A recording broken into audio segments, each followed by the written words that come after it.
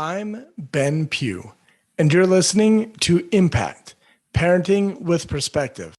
This podcast is all about helping parents manage the mental and emotional drama that comes with parenting teens so they can focus on what's most important, building rock solid relationships and having a powerful impact on their teen's life. Join me each week as I dive into real tools to help you and your teen turn struggles into strengths. Hello, everyone. Welcome back to the podcast. Thank you for being here. I hope you are enjoying your summer. Cortni, have you guys done anything fun this summer? No, it's been too hot to do anything outside. It has been hot lately. So we have gone to a family reunion, did some cliff jumping into water. That was awesome. Which, if you come out here and we go to that river that is like hours and hours away, there's some sweet cliff jumping that we can do. Yeah. Let's see. I'll take pictures from the bottom. Are you a chicken? I'm a weenie for sure. That's okay. Some people just value their health and safety and life more than others. I was working with someone, they've gone down the river multiple times and they're like, "You don't cliff jump, do you?" And I'm like, "I go off the tallest one." They're like, "We have seen people die." Well, it wasn't me. But anyways, I love summer. Summer's fun. I hope all of you guys listening, I hope you're enjoying summer with your teen. If not, we've got some tips that might help your summer be a little bit more fun. These are tips to help you open up conversation with your teen. And so that's what we're talking about today. The first tip that I've come up with is avoid one-sided communication. And I'll be honest and vulnerable, and I'll let you know what one-sided communication looks like in my home. This is when I turn into lecture dad. And I just start lecturing, and my teens love it when I just stand there and lecture. And I'm like, "Why didn't you do this? Why did I?" Actually, they hate it. That is one-sided communication, and it will make your communication with your teen suffer. Cortni, are you ever guilty of one-sided communication with your teenager? Yeah, definitely. I try to be mindful of it, but sometimes I want him to hear what I have to say, even though I'm sure he tunes me out after about 30 seconds. Yeah. Aside from lecturing, do you have any other ideas of what one-sided communication might look like? I'll give you an idea while you think about that. Okay. I don't feel like I do this, but when I coach lots of moms are guilty of this. It's like they want to play 20 questions with their teenager when their teen obviously does not want to talk. Why are you talking about me? You're putting me on blast in front of I wasn't even thinking about you. Yeah, right. I was thinking about Stephanie. Just joking. Remember Stephanie? She'll love that. I love Stephanie. The thing is, a lot of times, one-sided communication, if you're trying to force the communication, like asking lots of questions, like, "How was your day at school?" Or, "So tell me about this new girl that you like." Sometimes one-sided communication is just you as a parent trying to force it. The other one, obviously, we talked about it, but lecturing. Did you come up with any other ideas of one-sided communication? No, the 20 questions is one I'm definitely guilty of. You'll know it when you feel it because your teen will be reluctant and you will feel like you're trying to force some conversation. Get out of that trap. That is going to hurt your communication with your teen. We'll talk about it later, but we'll talk about just allowing your teen to be closed off. But for now, the second tip that I think is super important, find ways to talk about things that are actually important to your teen. And we randomly get these opportunities in my home. Like I have teenage boys. They get interested in teenage girls or sports. Or my oldest, sometimes it's food. He's very much like me. We like good food. If you can identify what does my teen value, you can start talking about those things. And you'll know that you've hit the jackpot when your teen just completely takes over the conversation. And sometimes with my oldest, like that's talking about football. Like right now, there's not a lot of football talk. There's like recruiting and people signing with teams, and BYU just signed a big time quarterback, and my son came and told me all about it. I already knew all about it, but I just sat there and listened. I was like, yeah, let's talk about this. And if you can find what your teen values, you can spark some conversations. And when you get lucky, your teen will just completely take over the conversation. Courtney, do you have any experience with your teen's values and talking about those? Yeah. I mean, I think just being mindful or thinking about what their values might be, because oftentimes we want our teens to value what we value and think what's important, what we think is important. It doesn't usually work that way. Yeah, I haven't like my teens do not appreciate what I think they should appreciate. If you like just off the top of your head, what would you say your teens 2 or 3 top values are right now? His friends, volleyball, and his girlfriend. And notice how you're not on that list. Absolutely not. Yeah, and even if your teen's on your list, doesn't mean that you'll be on his top values list. If I were to do my son's top 3, probably number 1 would be basketball.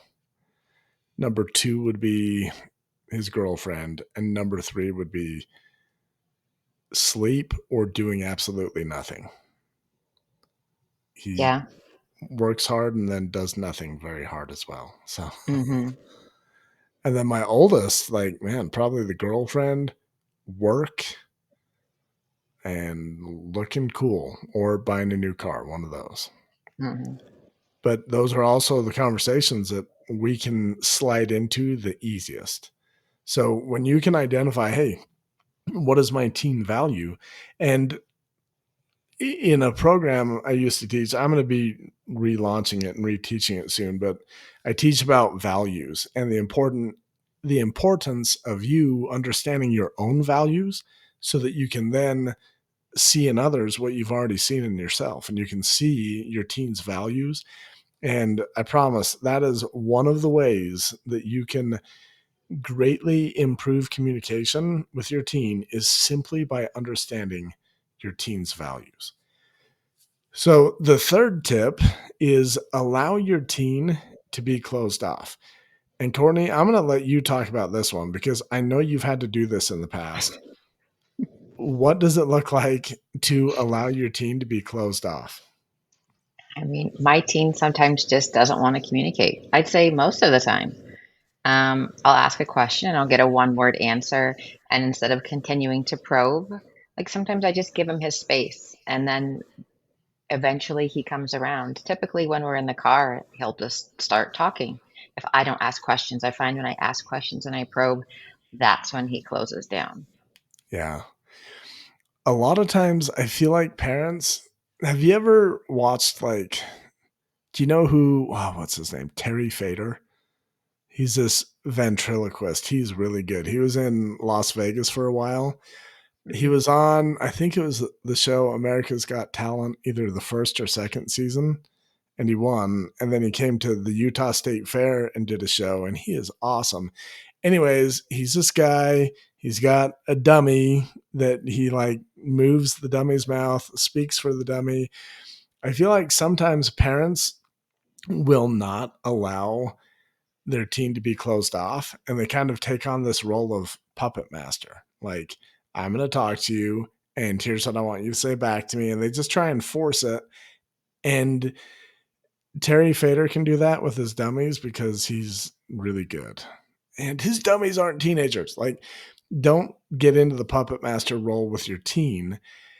If you can allow them the space that they need, and when they want to be closed off, go ahead, allow them to be closed off. I have a preteen daughter that, man, when I get to pick her up from school sometimes, I'm like, hey, how was your day? And I'm all excited. And she's like, it sucked. I'm like, "Oh, well, tell me about it." She's like, "I don't want to talk about it." Like, she just wants to be closed off, and the harder I try to push, the shorter and shorter her answers get, and the more closed off she gets. I found if I can give her space, there are times where she just comes around and wants to talk to me, and I can embrace those. But the more I try and force it, the more closed off she gets. It's kind of like, have you ever tried to catch a dog by chasing your dog? No, I don't have a dog. You should get one just so you can understand this principle. But if you try and catch your dog by chasing it, your dog is like, "Oh, this is fun," and runs away and is impossible to catch. If you stop chasing your dog will come right up to you and it's like, "Oh, okay, what are we gonna do next?" It's kind of like teenagers. If you're trying to force them, that's like chasing your dog and trying to catch your dog by chasing, and they think, "Oh, this is fun." Like, you try and make me talk, and I'll just talk less and less and less. But Mhm. sometimes you just give them the space and they'll get bored and just be like, "Hey, so what about X, Y, and Z?" Go ahead. One other thing, when we do allow them to have that space, being mindful, like when they don't talk and we do decide to give them the space, that we don't get attitude, like that we're not attached to the outcome that we wanted, that we can just let them have space without hanging on to that attachment and being disappointed and then interacting with them as though we're disappointed. Do you know what I Yeah. mean? Yep. That's a good point. Like allowing them to have the space without you like throwing a fit or being Mhm. snarky or Mhm. yeah, really good. Okay, the fourth one that I have here, and we're going to get to the fifth one that Courtney has already dropped a little hint towards that one, but it's number five, but it might also be my favorite. So make sure you stay tuned for number five. Number four is just be you. And it doesn't matter if you tell cringy, actually, kids nowadays, they say cringe dad jokes. Like I do this. Like when my teens friends come over, I don't mind telling dad jokes. I don't mind sounding dumb. My teenagers tell me I sound dumb. I don't even care. This Mhm. is who I am. And the funny thing, I was at Walmart last night and I saw three of my former students. And two out of the three of those former students are like, "Are you still telling lame dad jokes?" I'm like, "Of course I am."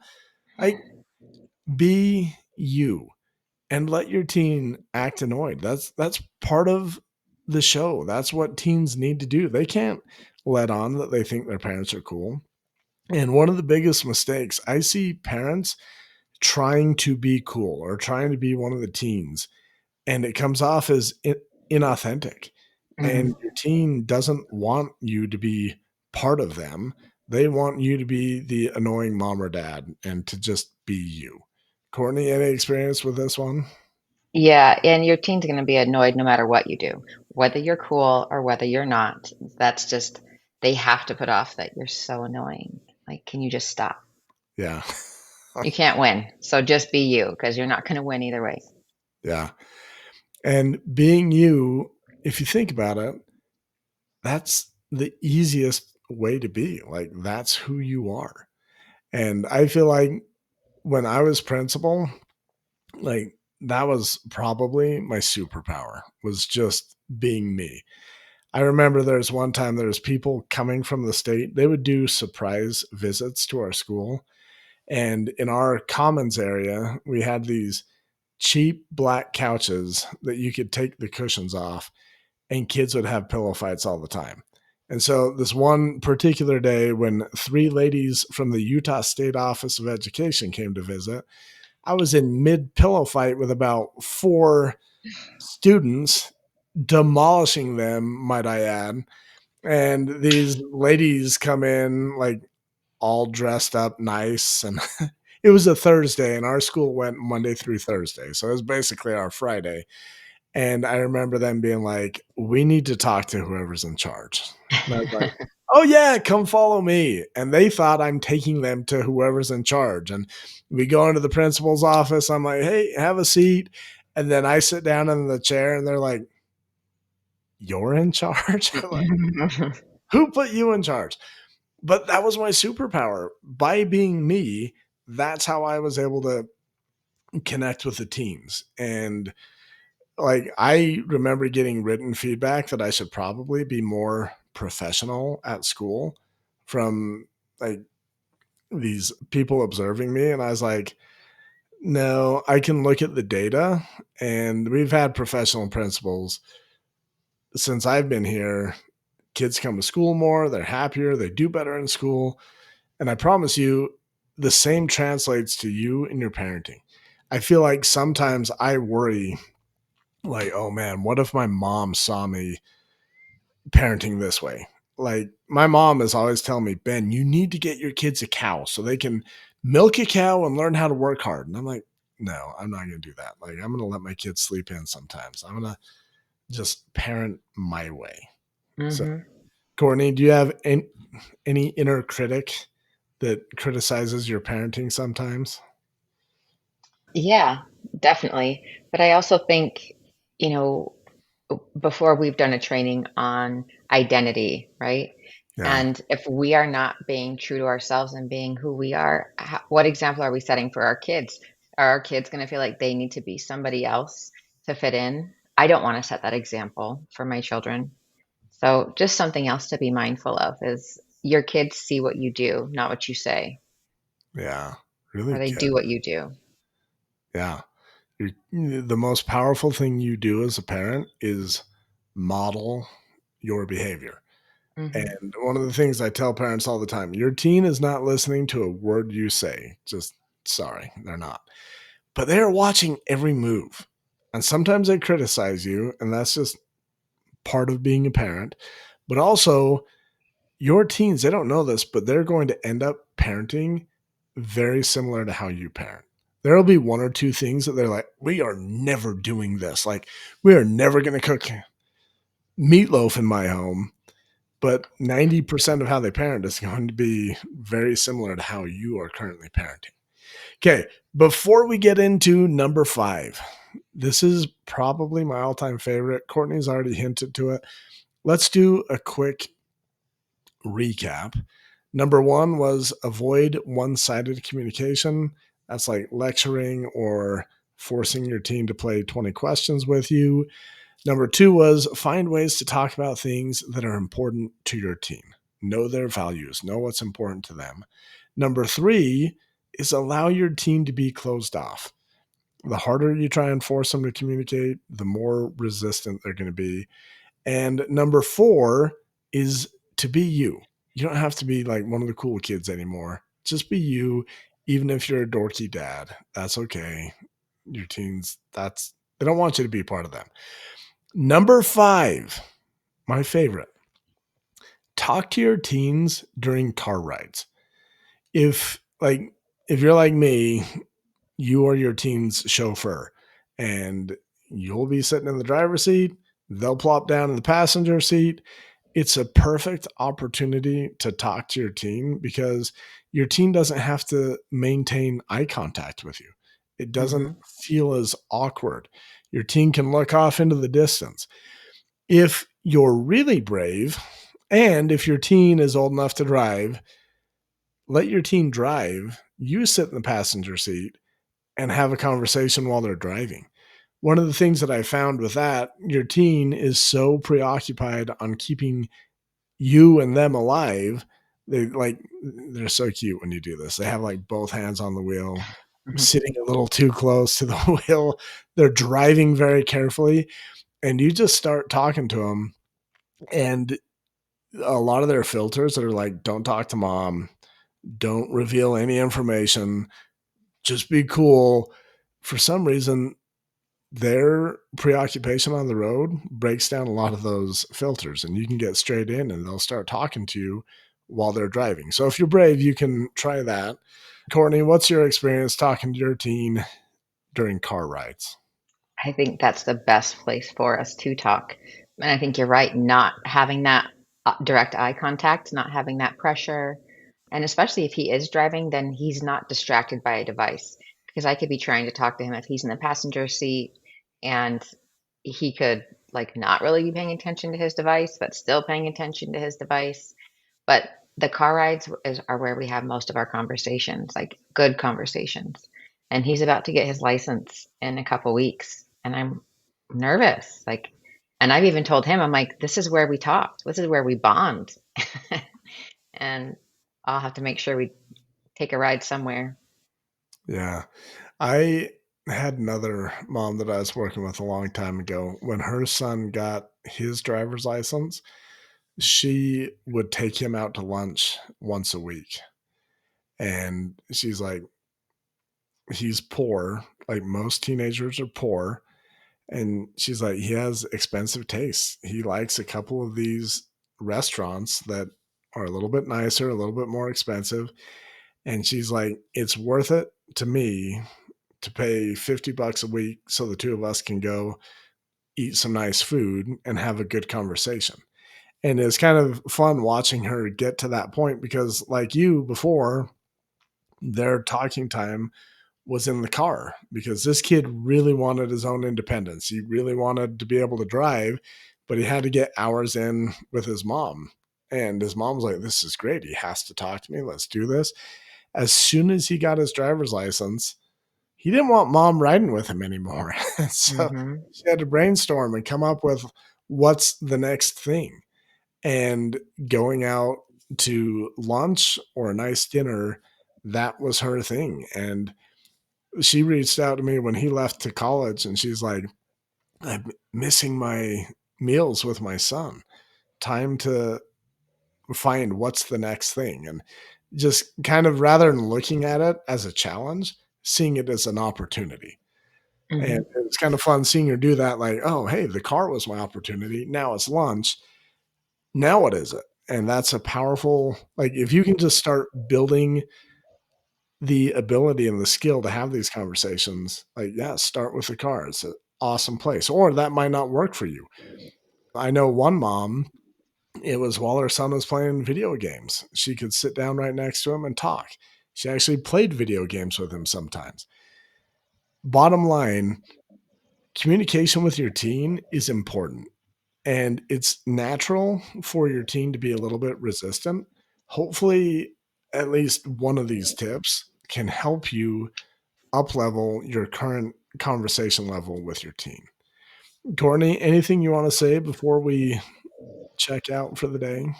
Yeah. So I was thinking of when you were talking, when my teen does open up to me, if I start firing off questions, because I don't know if it's that I'm a mom or if it's that I'm a woman, or maybe I'm just really inquisitive, but I have questions and like I have follow up questions to those questions.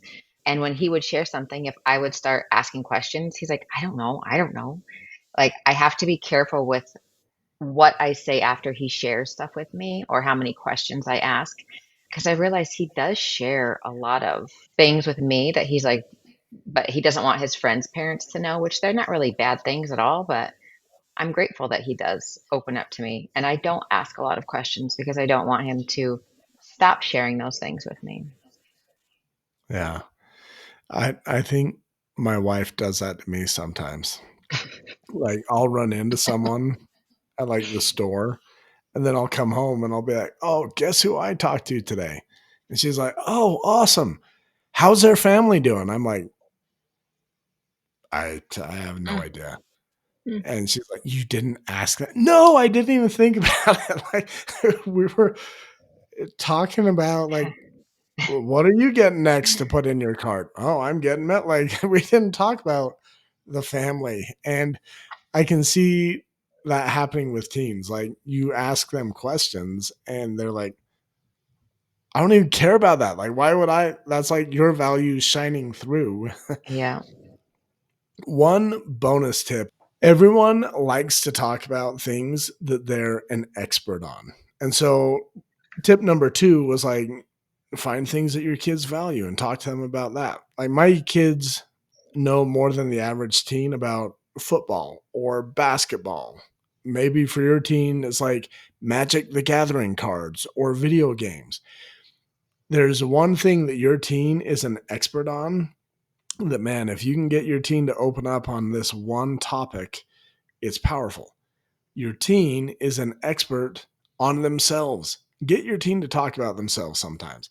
Some parents, like I had one mom who's like, I don't want him to be like conceited and prideful. And no, it's okay. Let your teen brag about themselves. Let them be the expert on them. Courtney, anything you want to add to that? I saw you withholding Snickers the whole time. Well, because are they really called Magic Gathering cards? I thought it was just magic cards. Maybe I didn't know. I didn't ask enough questions then, apparently, if that's what they're really called. I thought they were Magic just the Gathering. oh, see, I just thought they were magic cards. Oh, well, it depends on how nerdy your teen is. Nerdy in a good way. Guys, I try and go to a board game conference at least once every other year. I enjoy it. I don't get into Magic. Let's see, what is it The called? gathering cards. You're probably right. I just have never heard it called that before.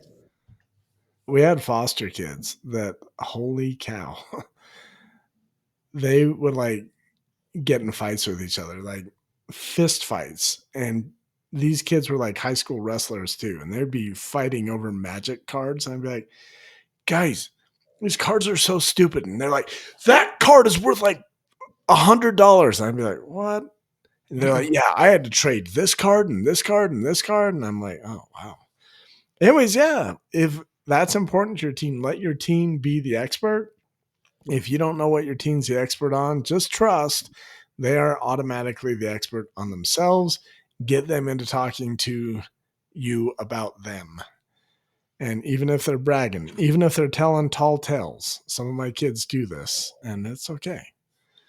Okay, well, Courtney, anything else you want to say before we go? No, I think that was good.